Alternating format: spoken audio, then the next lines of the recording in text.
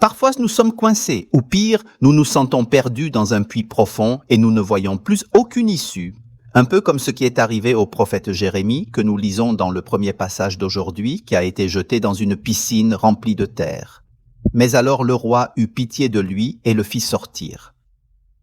Pour de nombreuses raisons, nous pouvons nous sentir piégés, coincés et sentir que nous avons atteint le fond. Cela arrive quand nous vivons une saison de crise, quand nous ressentons le poids de nos péchés, de nos erreurs, de nos échecs, pensant qu'il n'y a pas de remède, quand nous sommes dans le brouillard de la dépression, dans les ténèbres de la tristesse. Nous sommes confrontés à une grave maladie, quand un être cher vit des moments difficiles, quand nous sommes déçus de Dieu ou de la vie ou de quelqu'un, quand nous pensons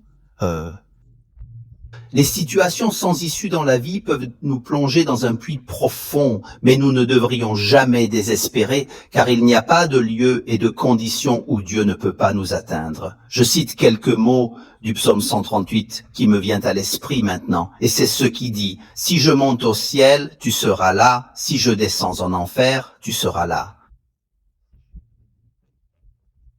Les ténèbres ne sont pas pour toi des ténèbres. La nuit est aussi lumineuse que le jour, et les ténèbres sont pour toi comme la lumière. Ce sont de belles paroles.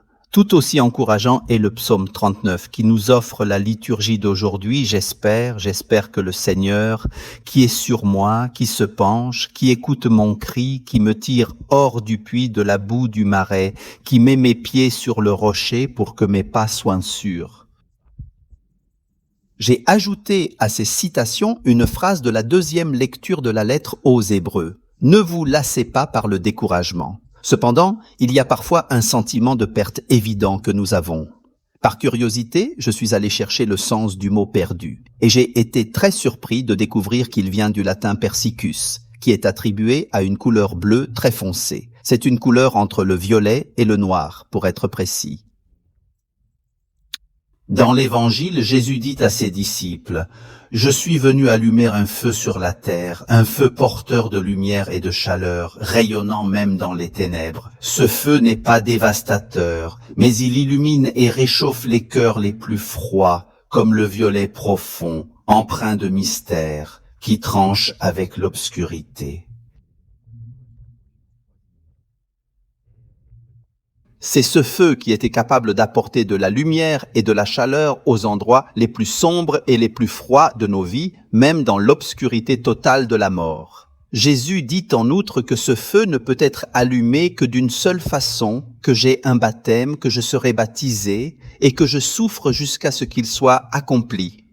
Ici, Jésus ne parle pas du sacrement du baptême célébré dans l'Église, mais de sa mort et de sa résurrection.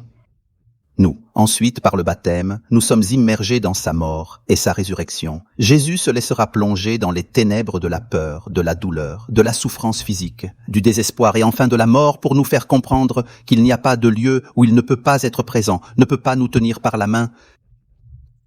Si nous retraquons sa passion, nous constatons que, en devenant humain, il a traversé les endroits les plus insidieux et les plus effrayants de l'existence humaine. Il a vécu la douleur de devoir mourir, le drame de la trahison, de l'abandon, la douleur physique mais aussi physique et mentale, le désespoir de se sentir seul, abandonné sur fond de souffrance. Les paroles qu'il a prononcées avant de mourir ont une signification symbolique que nous trouvons dans les évangiles de Marc et Matthieu. « Non, mon Dieu, pourquoi m'as-tu abandonné ?» Cela nous rappelle vraiment qu'il y a des situations. C'est encore plus difficile à affronter parce que notre insensation du soutien et de la présence de Dieu semble éclipsée. C'est parce que notre souffrance est notre souffrance et elle est si intense que nous ne pouvons pas percevoir autre chose. Mais nous ne pouvons pas abandonner et encore moins nous décourager. Nous devons lentement ne pas seulement regarder les ténèbres dans lesquelles nous sommes, ne pas seulement écouter le désespoir pour réaliser qu'il y a un feu. La cheminée n'est pas immense, mais un peu de lumière divine qui existe au fond de nous, capable d'éclairer et de réchauffer notre âme, et qui se manifeste souvent concrètement, par exemple par une personne, par un mot de la Bible, une expérience, un chant, un livre, un événement, qui nous fait sentir que nous ne sommes pas complètement perdus et abandonnés dans le puits, et que nous pouvons y retourner et partir. Passez un bon dimanche à tous.